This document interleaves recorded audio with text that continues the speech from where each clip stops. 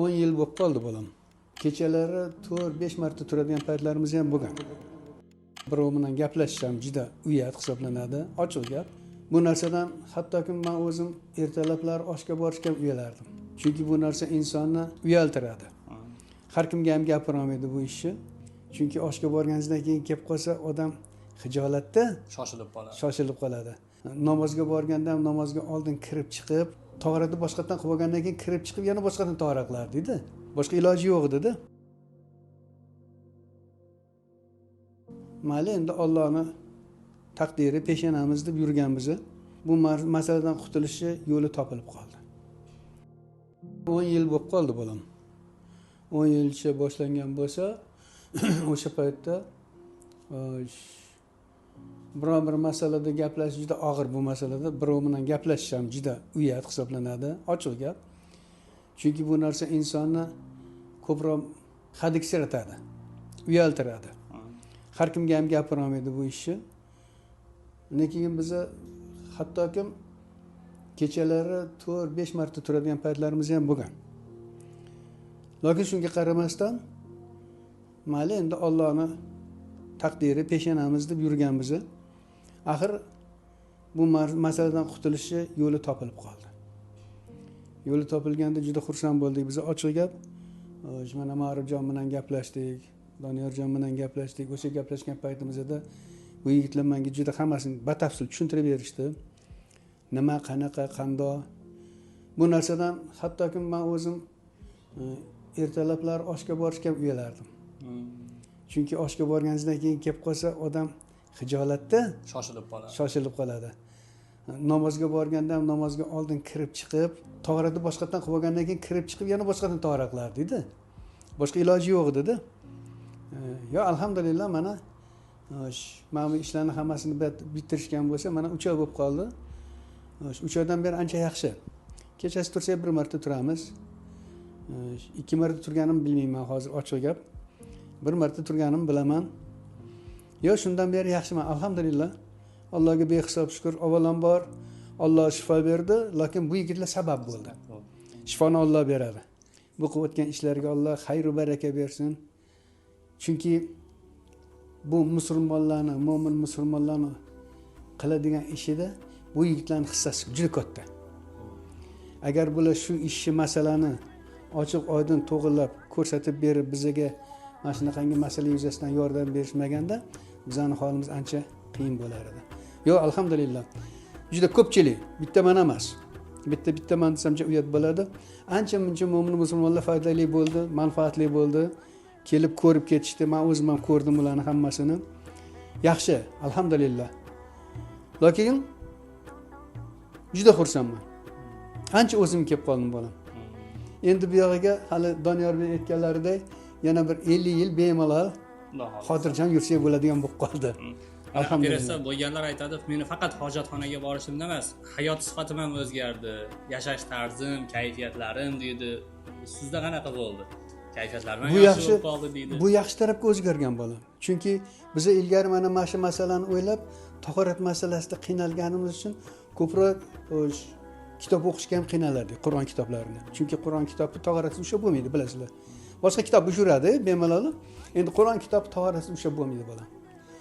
Endi bizga shunday bir sharoit yaratilgandan keyin qanaqa Qur'onni o'qimasdan bo'ladi? Xursand bo'lib o'qiymiz, maza qilib o'qiymiz. Ilohim shu yigitlarning Alloh umrini uzoq qilsin. Bizani kitob o'qishimizga, ibodat qilishimizga, mashq qilayotgan ishlarimizning hammasida juda bir go'zal natijaga erishishimizda bu yigitlarning hissasi juda katta. Ilohim, men juda xursandman. Avvalambor bularni Alloh ish qilib o'zi mukofotlasin, darajasini ko'tarsin. Qiyomatda ish qilib bular kutmagan joydan daraja berishini Alloh nasib qilsin. O'sha mukofotlarni olganda shunday bir go'zal natijalarni bergan shu yigitlarni Allohim xayri barakali qilishini nasib qilsin. Avvalambor Xudo, qolaversa bandasi sabab bo'ladi bolam. Mana bu operatsiya haqida qayerda ko'rdingiz yoki eshitdingiz, shu haqida gapirib bering. Men buni YouTube'dan ko'rib qoldim. YouTube'ga chiqqan ekan, o'sha yerda ko'rib qoldim. Bir ikkita qirg'izistonlik yigitlar ham kelishgan ekan, operatsiya qilib o'tgan paytida menga tasvirini ko'rsatib qolishdi. Namangandagi filialda bo'lsa kerak bu, ha? Shu oddiyda.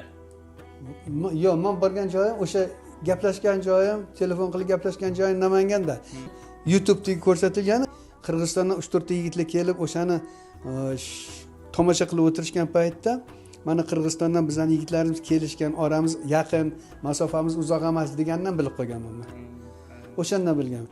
Lekin men borgan joyimda haqiqatan Namanganga, o'sha filialiga borib nima qildik? Bu yerda ham Toshkentda ham bor ekan, alhamdulillah. Bizning mushkulimiz oson bo'ldi, ochiq gap. Siz mana Toshkentdan Namanganga borib operatsiya qildirdingiz-da? Qildirmoqchi bo'lganman. Ha. O'sha Namanganga borib operatsiya qildirmoqchi bo'lganman, lekin bizga o'tgandan keyin Toshkentda ham ochiladi, filialimiz bor deyishgandan keyin men Toshkentga qaytib keldim. Toshkentga qaytib keldim, lekin shu yerda uchrashdik Ma'rufjon bilan. Alhamdulillah. Yo, shu bilan ishimiz oson bitdi. Mana birinchi marta ko'rgandan keyin qancha kunda qaror qabul qildingiz borishga? Taxminan 2 hafta ichida. 2 hafta. Ungacha hamma videolarni ko'rib chiqqandirsiz. Yo'q, hammasini ko'rmadim. O'tdan to'g'ri qo'ng'iroq qilib Namanganda yigitlar bilan gaplashdim. Shu masalani ko'rganimizdan keyin o'zi Namanganga borib qoldik biz to'satdan. Ish bilan. Ish bilan borib qoldik-da, o'tda gaplashib o'tirib bu yigitlar bilan uchrashganimizdan keyin Toshkentda bizning filialimiz bor deb qolishdi bular. Ha, filial bor ekan-ku dedi, keyin o'tdan, chunki biz o'tda agar operatsiya qildiradigan bo'lsak, bolam mashina minib kelishim qiyin edi. O'shani hisobga olishdi bular. Doda mashinada kelgan ekansiz, ketishingiz qiyin bo'ladi, chunki o'tirish mumkin emas undan keyin deyishdi. O'shaning uchun bo'lmasa Toshkentda qila qolamiz deyishgandan keyin men Toshkentga qaytib keldim. Shu yerda uchrashib, shu yerda ko'rishib, mana Ma'rufjon boshchiligida, Alloh rozi bo'lsin, mana Doniyor bilan o'zlari operatsiya qildilar. Yo, yaxshi, juda. Operatsiyadan keyin necha kun yotdingiz, necha kunda javob berdi? Ko'pchilik ishonmayapti-da, 2 kunda shifo topish qanday qilib, yo 3 kunda qanday qilib? Yo, endi mana misol uchun bu yerda shunday bir narsa borki, bolam operatsiya qilgandan keyin operatsiyani o'zi 1 soat, 1,5 soatda bo'ladigan narsa. U ko'p cho'zilmaydi. Endi o'shani oldini olib bu yigitlar bir kecha kunduz olib qolishyapti. Yotgani yaxshi, o'zini ehtiyot qilgani yaxshi. Xo'p, mana operatsiya qildingiz. Undan keyingi hayotingiz mana yaxshilandi dedingiz. Bu kimga tavsiya qildingizmi atrofingizda? Qildim. Bizning o'zimizdagi atrofimizdagi bir ikkitaligi hoji buvalar bor. O'zlaridan bekitadan gap emas bu. O'sha hoji yigitlarimizni ko'pchiligi shu kasal bilan kasallangan o'zi. Ochiq gap. Chunki bu yillar davomida kelib chiqadigan kasalda bu. Birdan kelmaydi bu.